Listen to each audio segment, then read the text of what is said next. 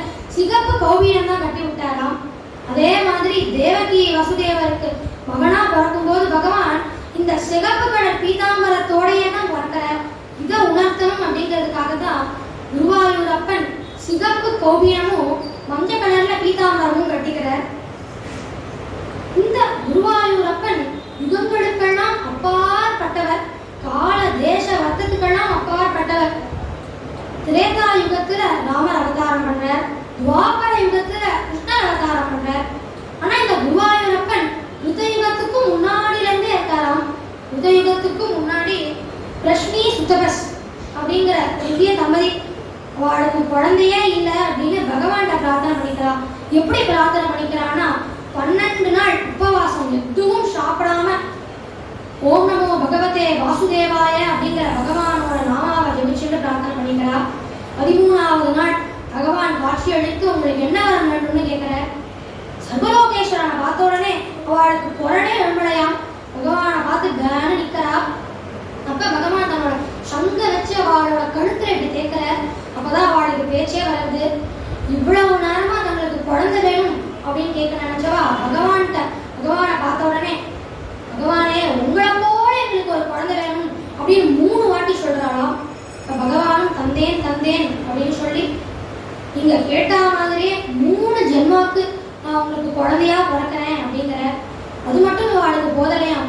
சர்வலோகேஸ்வரனை பார்த்துட்டாள்லையோ, அதனால அவளுக்கு பகவானுக்கு பிரிஞ்சு போறதுக்கே துளி கூட மனசே இல்லையாம். பகவானே நீங்களும் மிக கூடயே இருக்கணும் அப்படின்னு பிரார்த்தனை பண்ணிக்கிறா. இப்ப பகவான் வைகுண்டத்துல மட்டுமே கிடைக்கிற அஞ்சன கல்லு மூலமா தன்னை போலவே ஒரு விக்கிரகம் பண்ணி வாழ்கிட்ட கொடுத்து இந்த விக்கிரகத்தை நீங்க பூஜை பண்ணிட்டு வாங்கோ, உங்களுக்கு மகனா நான் பிறந்து நானும் இந்த விக்கிரகத்தை பூஜை பண்ணுவேன் அப்படிங்கிற. அது போலவே இவாளும் இந்த அஞ்சனக்கல்லு விக்கிரகத்தை எடுத்துக்கிறா. இந்த பிரஷ்னி சுத்தபஸுக்கு மகனா பகவான் பிரஷ்னி கர்ப்பனா அவதாரம் பண்றப்ப இந்த அஞ்சனக்கல்லு விக்கிரகத்தை நாராயணன் அப்படிங்கிற நாமத்துல வழிபட்டா. அடுத்த அவதாரம் அதித்தி காஷ்யபருக்கு மகனா வாமனனா அவதாரம் பண்ணப்ப பகவான் இந்த விக்கிரகத்தை மாதவன் அப்படிங்கிற நாமத்துல வணங்கினார். அடுத்த அவதாரத்துல தேவகி வசுதேவரா பிறந்தப்ப இந்த விக்கிரகத்தை ஆதிகேசவன் அப்படிங்கிற நாமத்துல வழிபட்டார். இதைத்தான் ஆண்டாளும் தன்னோட முதல் திருப்பாவையில நாராயணனே நமக்கே பறை தருவான் அப்படின்னும், கடைசி பாவையில அங்கக்கடை கடைந்த மாதானை கேசவனை அப்படின்னு குருவாயூர் புராணத்தோட மகிமைய ஆண்டாள் சொல்லியிருக்கா.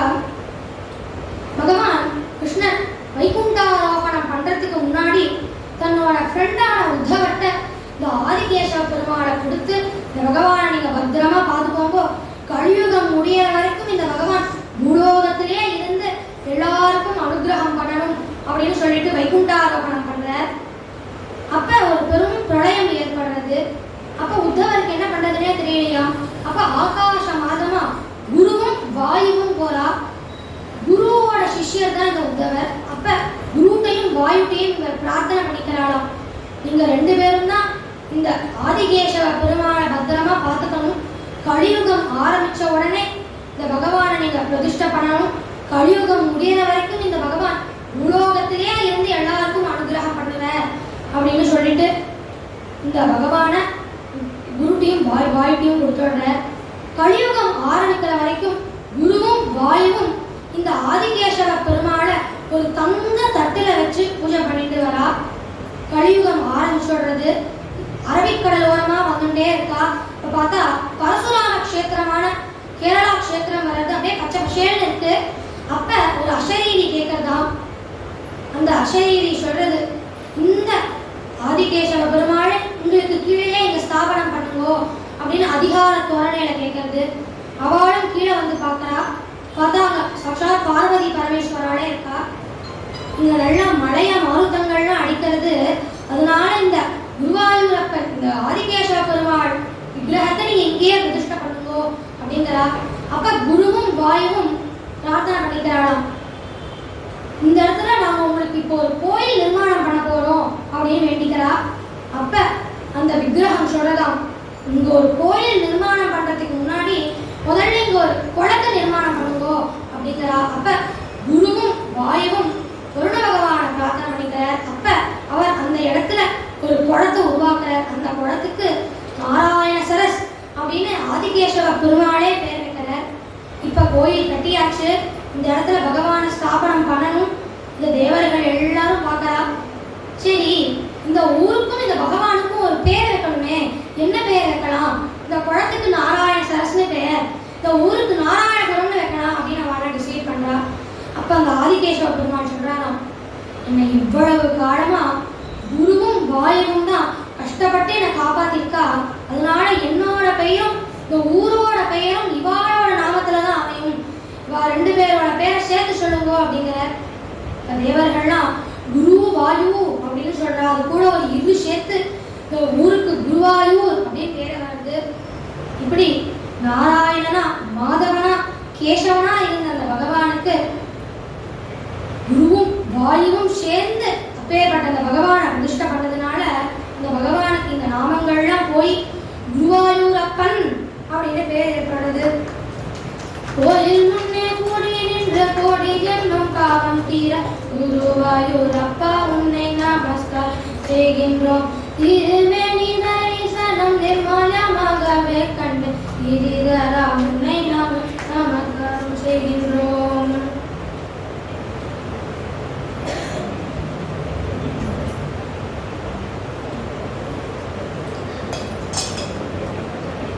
பகவான் அப்படின்னு எடுத்துட்டாலே அவரோட சிறப்பே பக்தர்களால தானே.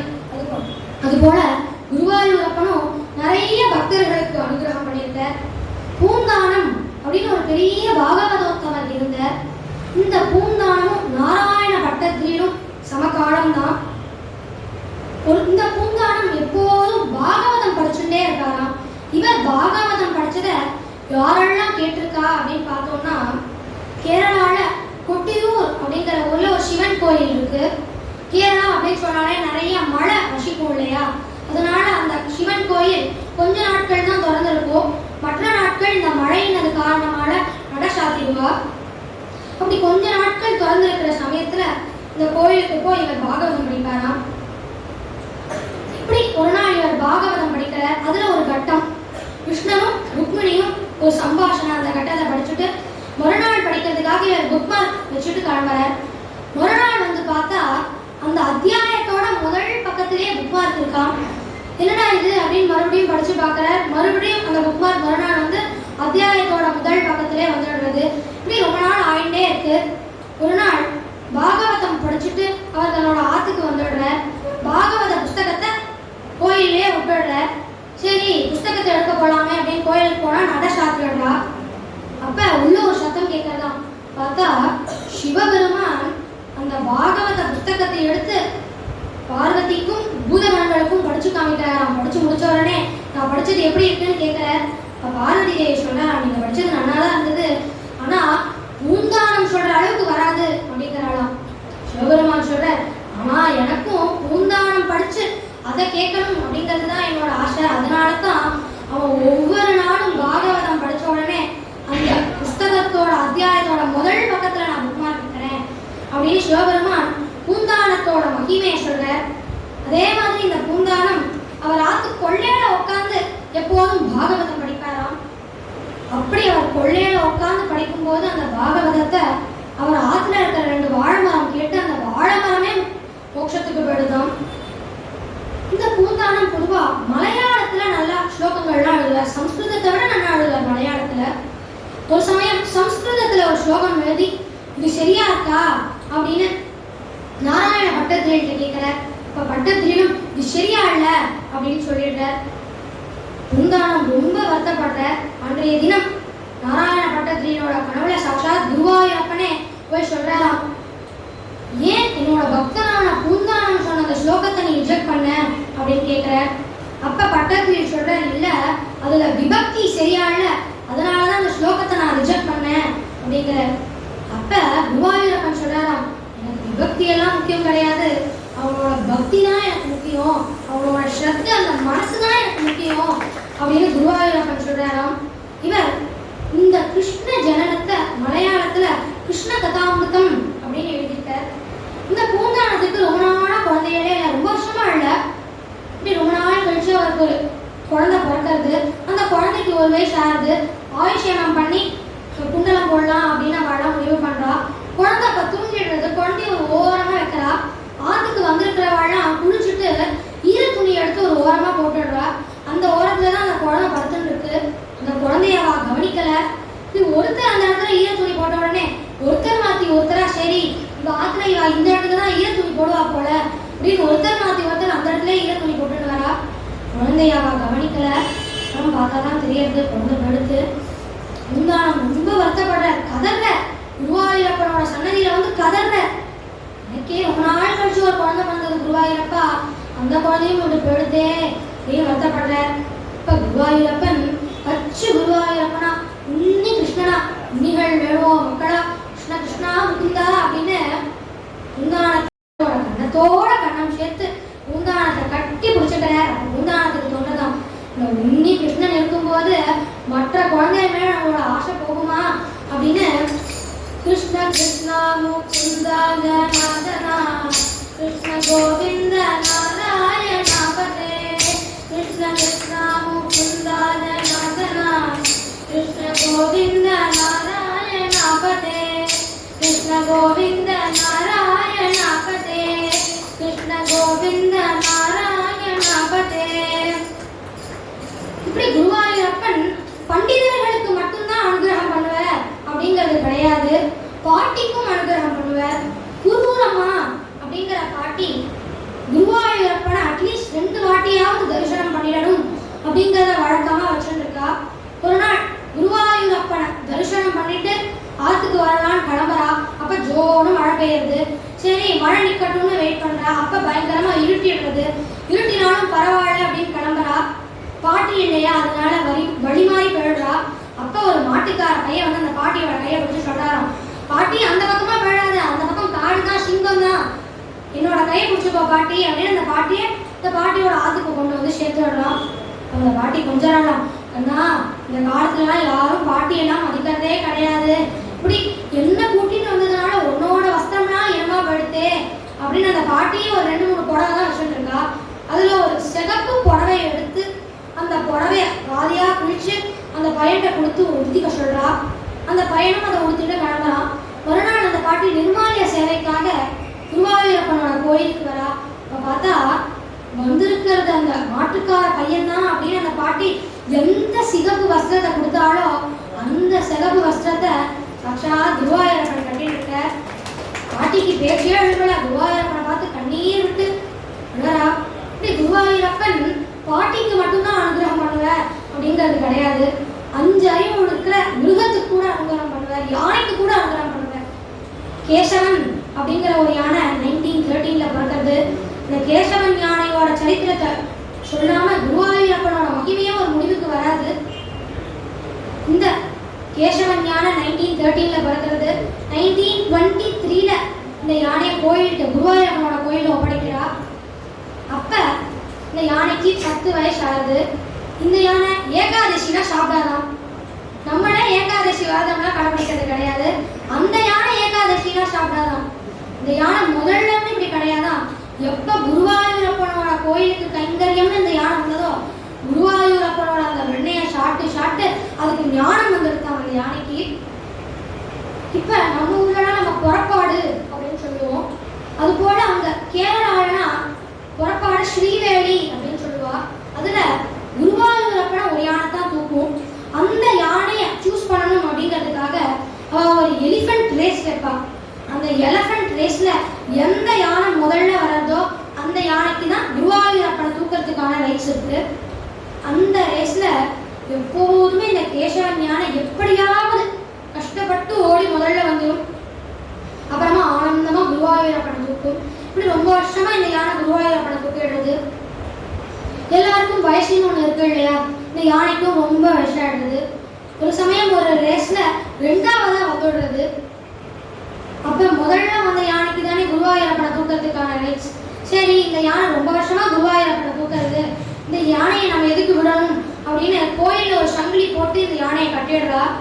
இந்த முதல்ல வந்த யானையோட முதுகுல குருவாயூரப்பனை வைக்க போற சமயத்துல அந்த கேசவன் யானை அந்த சங்கிலியை அறுத்துட்டு தன்னோட முதுகை எப்படி காமிக்கிறதா. அடுத்த வாட்டி 35 கிலோமீட்டர் தள்ளி அந்த யானையை வைக்கிறா சங்கிலி கட்டி. அப்ப அந்த முதல்ல வந்த யானையோட முதுகுல குருவாயூரப்பனை வைக்க போற சமயத்துல கேசவன் யானை அந்த சங்கிலியை அறுத்துட்டு 35 கிலோமீட்டர்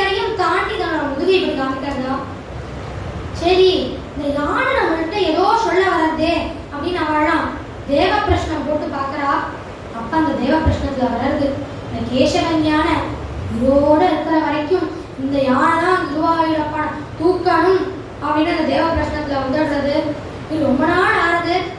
அந்த யானை காலகதி அடையிற சமயம் வந்துடுறது. இருந்தாலும் அந்த யானை குருவாயூரப்பனை தூக்கிட்டு தான் நம்ம போகணும் அப்படின்னு அதுக்கு ஒரு ஆசை. அப்படி ஒரு ஆசை அந்த யானைக்கு. கோயில்ல இருக்கிறவாழ ரொம்ப பயப்படுறாளாம். ஏன்னா யானை கோயில்ல படுத்துனா அசுச்சி ஆயிடும். அப்பனா மறுபடியும் கும்பாபிஷேகத்துல இருந்து ஆரம்பிக்கணும். அதனால அவளாம் பயப்படுறா. இருந்தாலும் அந்த யானை கேசவன் யானை விட்டு கொடுக்காம ஸ்ரீவேலியப்ப குருவாயூரப்பனை தூக்கிடுறது. தூக்கி முடிச்ச உடனே அதுக்கே தெரியாது நம்ம போறோம் அப்படிங்கிற விஷயம். அப்ப கோயில்ல நம்ம எந்த அசுச்சியும் பண்ணிடக்கூடாது அப்படிங்கிறதுனால அந்த கேசவன் யானை கொஞ்சம் கொஞ்சமா நடந்து நடந்து கோயிலை விட்டு வெகு தூரம் வந்து ஒரு கிரவுண்டுக்கு வர்றது. அந்த கிரவுண்டுல தன்னோட வலது பக்க தந்தத்தை மணல்ல புதைச்சு தன்னோட துண்டிக்கை இப்படி தூக்கி குருவாயூரப்பன் இருக்கிற டைரக்ஷன் நோக்கி பார்த்துட்டு குருவாயூரப்பனுக்கு நமஸ்காரம் பண்ற துணியில இன்னி வரைக்கும் நம்ம குருவாயூரப்பனோட கோயிலுக்கு போனோம்னா அந்த யானை 1976 போனது. குருவாயூரப்பனோட கோயிலுக்கு நம்ம போனோம்னா குருவாயூரப்பனோட கோயில் அந்த யானையோட தந்தமும் அந்த யானையோட பெயிண்டிங்கே நம்மளால பார்க்க முடியும். அது மட்டும் இல்ல, எந்த கிரவுண்ட்ல அந்த யானை போனதோ அந்த கிரவுண்ட்ல அந்த யானையோட லைஃப் சைஸ் ஸ்டாச்சுவையும் நம்மளால பார்க்க முடியும். அதே போல ஒரு சமயம் மஞ்சுளா அப்படிங்கிறவா இருக்கா. அவ எப்போதுமே குருவாயூரப்பனுக்கு தினமும் ஒரு வாட்டியாச்சும் வாழை கட்டி குருவாயூரப்பனுக்கு போடணும் அப்படிங்கிற வழக்கமா வச்சுட்டு இருக்கா. ஒரு நாள் குருவாயூரப்பனுக்கு மாலை கட்டி போடலாம்னு வரா. அப்ப அந்த சமயத்துல கோயில் நட சாத்திடுறா. ரொம்ப வருத்தப்படுறா. பொதுவா ஏதாச்சும் நம்ம வழக்கமா வச்சுட்டு இருக்கோம்னா அது நம்மளால கடைபிடிக்க முடியலன்னா நம்ம ரொம்ப வருத்தப்படுவோம் இல்லையா? அது போல அவளும் வருத்தப்படுறா. அப்ப பிருந்தாவனம் சொல்ற, கவலைப்படாத, குருவாயூரப்பன் சர்வவியாபி, அவர் சர்வலோகேஸ்வரன், அவர் எல்லா இடத்துலயும் இருக்கார், தூண்லயும் இருக்கார், திருமுறையும் இருக்கார். அதனால குருவாயூரப்பனை நினைச்சுட்டு இந்த மரத்துக்கு நீ மாலை போடு அப்படிங்கிற. அந்த மஞ்சுளாவும் குருவாயூரப்பனை நினைச்சுன்னு அந்த மரத்துக்கு மாலை போடுறா. மறுநாள் எந்த மாலையை அந்த மரத்துக்கு அவ போட்டாலோ அந்த மாலை குருவாயூரப்பனோட கழுத்துல இருக்கு. இப்படி மஞ்சுளா அந்த மரத்துக்கு மாலை போட்டதுனால அந்த மரத்துக்கே மஞ்சுளா மரம் அப்படின்னு பேர் வந்துருக்கு. அந்த மஞ்சுளா மரத்தை இப்பயும் நம்ம குருவாயூருக்கு போனோம்னா நம்மளால அதை சேவிக்க முடியும். இதெல்லாம் ரொம்ப வருஷத்துக்கும் முன்னாடி நடந்தது. இப்ப ரீசெண்டா குருவாயூரப்பனோட மகிமை நம்ம எல்லாருக்கும் தெரியறதுக்கு காரணம் யாருன்னு பார்த்தோம்னா அனந்தராம தீட்சிதரும் கோவை செம்பை வைத்தியநாத பாகவதரும் தான். ஒரு சமயம் அனந்தராம தீட்சிதர் கோயம்புத்தூர்ல ஒரு உபன்யாசம் பண்ற. அந்த உபன்யாசம் பண்ணி முடிச்ச உடனே அவர் கையில இருக்கிற அந்த விரல்கள்லாம் அப்படியே முடங்கிடுது. அவரால் அந்த விரல்கள் நிமிட்ட முடியல. சரி அப்படின்னு சொல்லிட்டு விடுஞ்ச உடனே நம்ம டாக்டரை பார்க்கலாம் அப்படின்னு போறார். அப்ப அவர் போகும்போது வர வழியில ஒரு பாட்டி வந்தாளாம். அந்த பாட்டி சொன்னா என்னன்னு விசாரிக்கிறா. அப்ப அவர் நடந்த விஷயங்கள் எல்லாம் சொல்ற. கவலைப்படாதீங்கோ, இங்க இருந்து 3 மணி நேரம் டிராவல் பண்ணா குருவாயூர் வரும். அங்க குருவாயூரப்பன் இருக்க, குருவாயூரப்பனை நீங்க போய் தரிசனம் பண்ணுங்கோ, இதெல்லாம் சரியா போயிடும் அப்படின்னு அந்த பாட்டி சொல்றா. இது இவ்வளவு நேரமா தோணாம படுத்தே அப்படின்னு அனந்தராம தீட்சிதர் நேரா குருவாயூருக்கு போற. குருவாயூரப்பனை தரிசனம் பண்ணி கதற, குருவாயூரப்பா உனக்கு கூப்பி வணங்குறதுக்கு நீதான் என்னோட விரல்களை சரி பண்ணணும் அப்படின்னு பிரார்த்தனை பண்ணிக்கிறார். அப்ப சாதாரணமா மடங்கின விரல்கள் தானாவே நின்றுடுறது. அப்ப இவர் ஒரு சத்திய பிரமாணம் மாதிரி ஒன்று எடுத்துக்கிறார். இனிமே நான் எந்த இடத்துல உபன்யாசம் பண்ணினாலும் குருவாயூரப்பா உன்னோட மகிமைய சொல்லாம நான் என்னோட உபன்யாசத்தை ஆரம்பிக்க மாட்டேன் அப்படின்னு ஒரு சத்திய பிரமாணம் எடுத்துக்கிறார். அதனாலதான் அவரோட உபன்யாசத்தை யாரெல்லாம் கேட்டிருக்காளோ அவளுக்கு தெரியும்.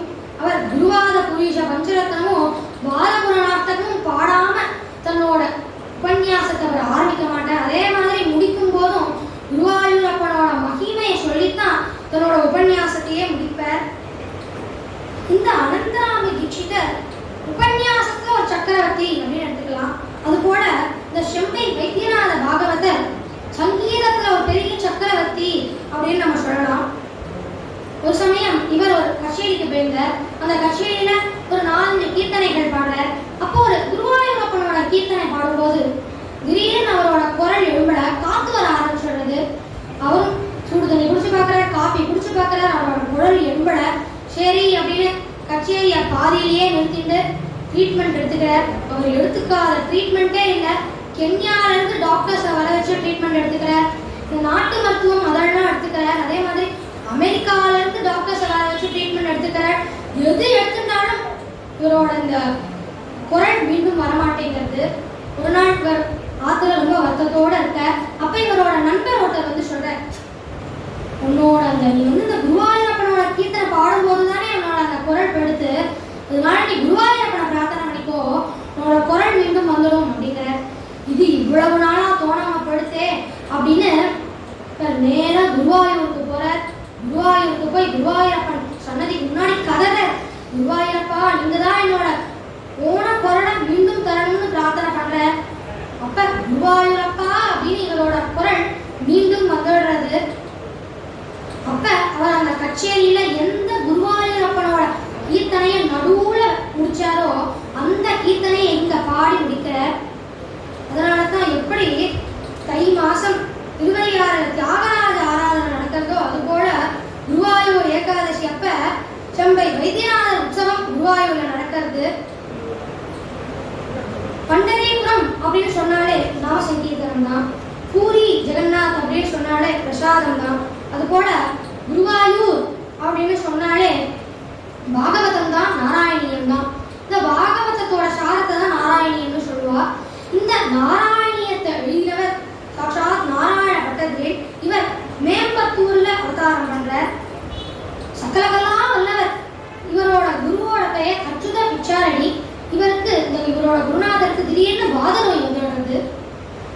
நம்மளோட குருநாதர் ரொம்ப கஷ்டப்படுறாரே அப்படிங்கிறத பார்த்த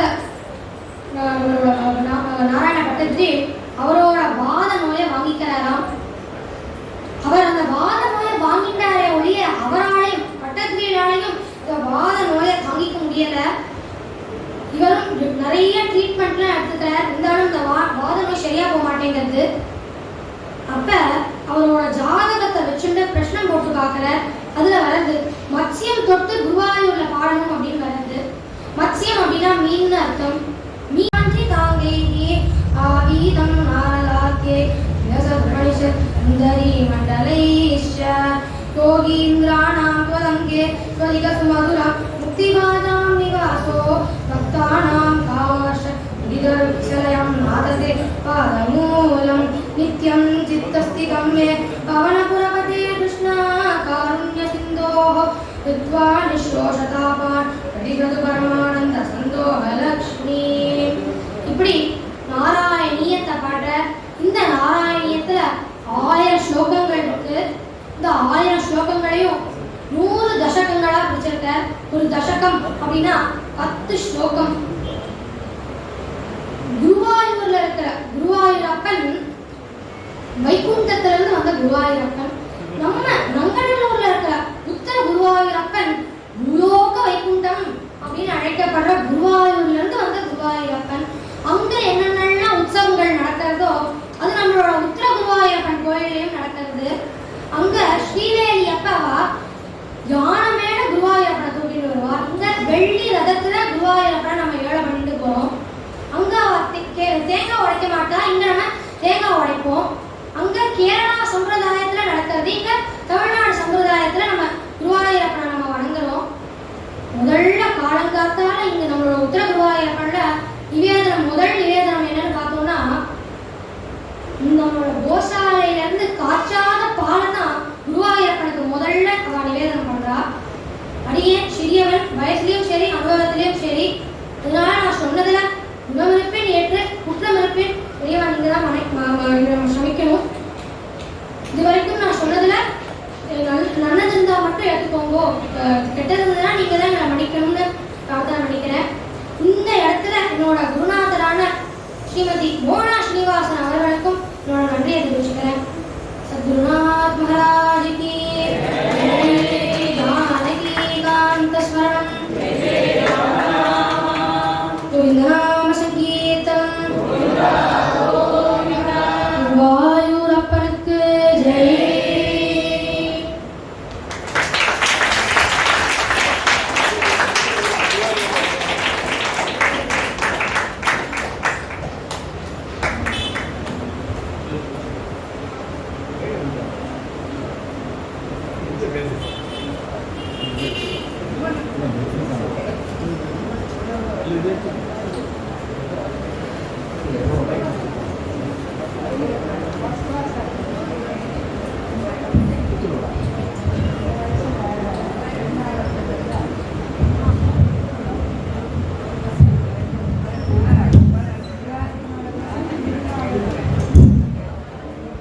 எல்லோருக்கும் நமஸ்காரம். கிருஷ்ணம் கமலபத்ராட்சம் புண்ணிய சிரவண கீர்த்தனம் வாசுதேவம் ஜெகத்யோனி நவமி நாராயணன். அந்த பையனோட எனக்கு தான் பாக்கியம் நினைக்கிறேன். ஏன்னா அவனுக்கு ஒரு நன்றி நபர்கள் கொடுக்கறது நான் எவ்வளோ புண்ணியம் பண்ணியிருக்கணும். ஆனால் அதுக்கு காரணம் இருக்கு. எனக்கு இந்த கோயிலோட சம்பந்தம் 48 வருஷம். அதனால தான் அது பண்ண முடியும். 1975 முதல் கும்பாபிஷேகம், அதுக்கப்புறம் 3 கும்பாபிஷேகம், 2024 அடுத்த கும்பாபிஷேகம் வரப்போகுது.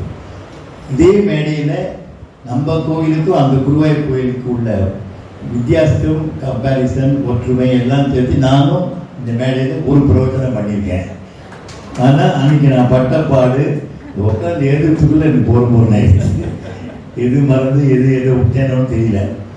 ஆனால் தங்கு தடங்களின்றி தொட்டனைத்து ஊர் மணற்கேணி மாந்தருக்கு கற்றனைத்தும் ஊர் அறிவு.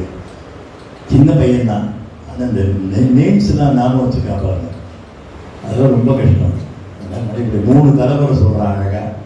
இதெல்லாம் அந்த பின்னாடி படம் இருக்கும் குருவாயூர் தான். அப்படியே இந்த பையன் நினைக்க அது குருவாயூர் கிட்ட உள்ளே பொறுத்துக்கோ, கரெக்டாக குருவாயூருக்கு சொல்கிற மாதிரியே இருக்கும். அதான் விசேஷம். அது குருவாயூருக்கு உள்ள தூக்காச்சுன்னா கொண்டு பண்ண முடியாது.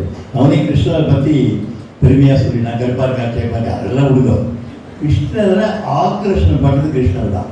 நீங்கள் எந்த முடிவு எடுக்கோ கிருஷ்ணனை பிரார்த்தனை பண்ணி காரியத்தை ஆரம்பிக்கும். வீட்டில் இருந்தாலும் சரி, வெளியே பப்ளிக்காக இருந்தாலும் சரி, நிச்சயமாக நடக்கும். அதாவது ஏதாவது தவறு நடந்து ஏதோ தொலைஞ்சி போச்சு, கிடைக்கல, கிருஷ்ணன் பேரை சொல்லி குருவாயூரப்பனுக்கு முடிஞ்சு வைக்கணும். அது அன்னைக்கே கிடைச்சிடும்.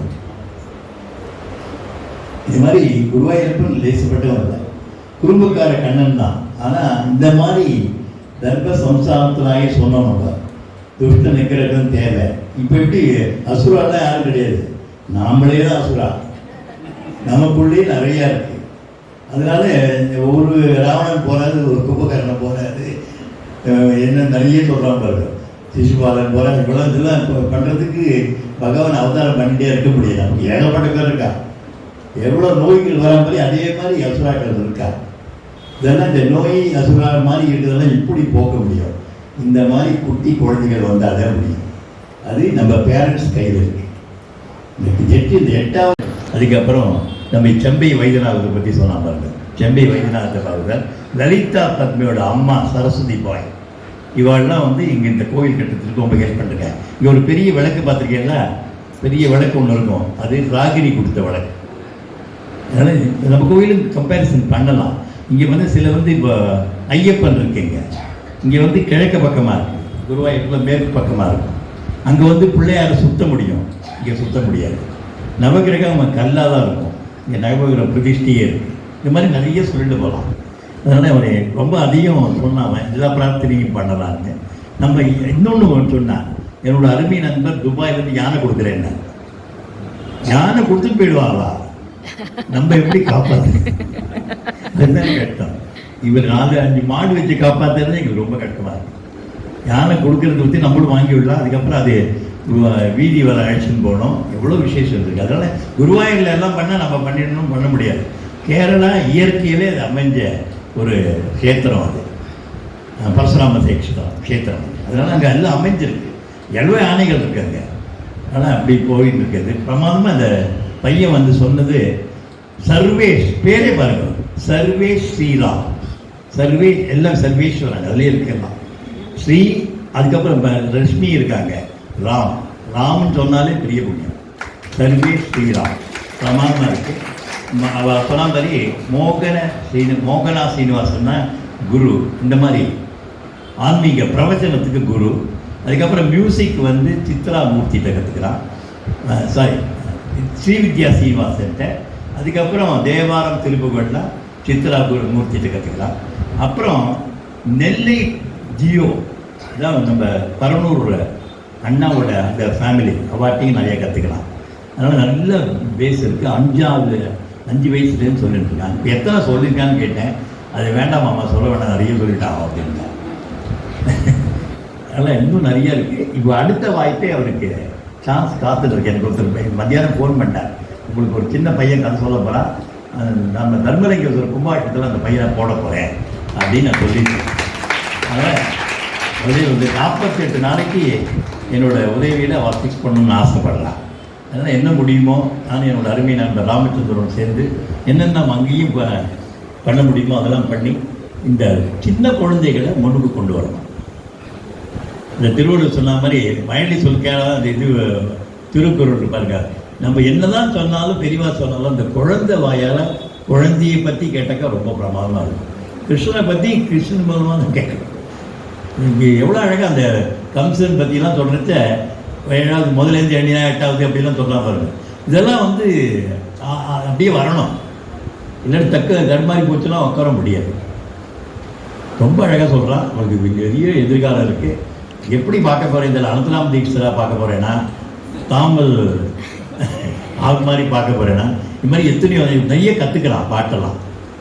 அதில் எப்படி சங்கீத உபன்யாசம் பண்ண போகிறேன்னு இப்போ தெரியாது. அதெல்லாம் கரெக்டாக 12 முடிச்ச உடனே தெரிஞ்சிடும். அதுக்கு முதல்ல இன்னொரு சந்திரிலாம் அடிச்சிடுவாங்க. இன்னொரு வந்து நிறைய ப்ரோக்ராம் போடுவான், நிறைய இன்னும் கற்றுப்பான். என்னோட சின்ன சஜஷன் என்னக்க, எல்லாத்தையும் கேட்கணும். அந்த காலத்துலேருந்து ஆரம்பித்து இன்னி வரைக்கும் எல்லா பிரவச்சனம், சங்கீத உபன்யாசம், ஹரிகதை எல்லாம் ஃபுல்லாக கேட்டுடணும். ஆனால் எதையுமே காப்பி அடிக்கக்கூடாது, விஷயத்தை கிரகிக்கணும். இவனுக்குன்னு ஒரு தனி பாணியை உற்பத்தி பண்ணிக்கணும். அதான் இம்பார்ட்டன்ட். அப்படின்னா ஈஸியாக முன்னுக்கு வரணும். இந்த மாதிரி இல்லை, இவன் தனியாக சொல்கிறான், கிருத்தியமாக இவனை அனுபவிக்க முடியுது அப்படின்னு சொன்னாக்க பிரமாதமாக இருக்கும். அதுக்கு அவளோட பேரண்ட்ஸ் தவம் பண்ணியிருக்கேன். என்ன தவம் செய்தேன் அவள் பேரண்ட்ஸ், அது வந்து லேசுப்பட்ட காரியங்கள். எங்கேயோ ஒரு அத்திபுத்தா மாதிரி ஒரு கிளம்பும். அப்பா கணேஷ் அவர் வந்திருக்காரு. இதெல்லாம் வந்து பூர்வ ஜென்மாந்திர சுகிருதம், இல்லைதான் முடியாது. அதாவது இன்னைக்கு நம்ம பண்ண புண்ணியம் நாளைக்கு பையனை என்னை காப்பாற்ற நம்ம பார்க்க போகிறது இல்லை. அன்னைக்கு அந்த பையங்களோ பேரனோ உணர்வா. அதான் இம்பார்ட்டன்ட். அதே மாதிரி இவன் முன்னோர்கள் பூர்வ பண்ண புண்ணியம் தான் இன்னைக்கு வந்து இந்த குழந்தைய வியாசப்பீடத்தில் ஏற்ற முடியாது. வியாசப்பீடத்தில் ஏறி உட்கார முடியாது. யாராவது ஏறி உட்காந்து சொல்லி பாருங்க, கொஞ்சம் முடியாது. அதுக்குன்னு ஒரு சுகிருத சன்மாந்திர சுகிருதன்றதான் பண்ணணும். ஸோ நான் ரொம்ப நிறைய பேசினேன். அடுத்த ஆர்டிஸ்ட் வராதனால கொஞ்சம் டைம் எடுத்துருந்தேன், ஜெயின்ஸும் மன்னிக்கணும். இன்னும் நிறைய ப்ரோக்ராம் இன்னும் இருக்குது. அதுக்கப்புறம் ஏகப்பட்ட விழாக்கள் வந்துருக்கு. 2024 மகா கும்பாபிஷேகம். நீங்கள் தேசப்பட்டுக்காரங்க பிரம்ம பிரயத்தனம் பகீரதன் கொண்டு தான் வரணும் கங்கையை. அது மாதிரி குருவாயூரப்பனுக்கு மேலே கொண்டு போய் தண்ணி வராத ரொம்ப கஷ்டப்பட்டு இந்த வருஷம் சாக்கடை தண்ணியெலாம் உள்ள வந்துருக்கு. கிருஷ்ணர் சாக்கடை தண்ணியில் ஒரு நாள் தனக்கு பார்த்தேன். இதெல்லாம் வந்து முடியாது. ஏன்னா ரோடு வசதிட்டே போகிறான். அதுக்கும் கவர்மெண்ட் ஒரு ரூல் போட்டிருக்காங்க, இனிமேல் ரோடை வசத்தக்கூடாது. அமெரிக்கா மாதிரி தோண்டி தான் திருப்பி ரோடை போடணும் அப்படிலாம் ரூல் தான் வந்திருக்கா. ரொம்ப சந்தோஷம். எல்லாம் அதெல்லாம் குருவாயூரப்பனோட செயல் தான். அப்படி போனால் தான் அவள் பண்ணுவாள். அதனால் இது நல்ல வசதி காட்டணும். இதெல்லாம் 1 கோடி போகிறாரு, 2 கோடி போகிறாரு, கோடி மூலையெல்லாம் போய் வசூல் பண்ணாலும் எவ்வளோ தந்தாலும் தரும். ஸோ எல்லா பக்தர்களும் நீங்கள் எல்லாம் உதவி பண்ணி இந்த கும்பாபிஷேகத்தையும் நிறையா நன்றாக நிறைவேற்றி தரணும் வேண்டிக் கொண்டு, ஒரு அருமையான எனக்கு வாய்ப்பாக இந்த பையன் கொடுத்ததுக்காக அவனுக்கு ஸ்பெஷலாக ஒரு நன்றியை தெரிவித்துக் கொண்டு விடைபெறுகிறேன். வாழ்க வளமுடன், வாழ்க நலமுடன். நன்றி.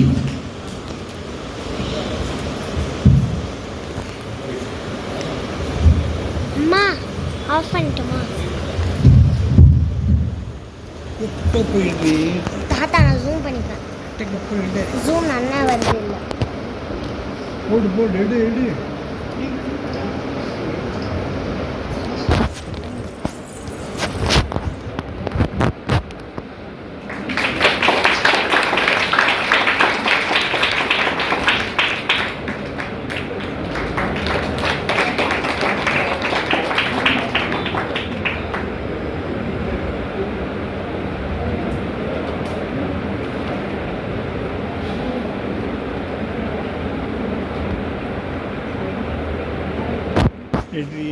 தாத்தா எடுத்துட்டே இருக்கேன்.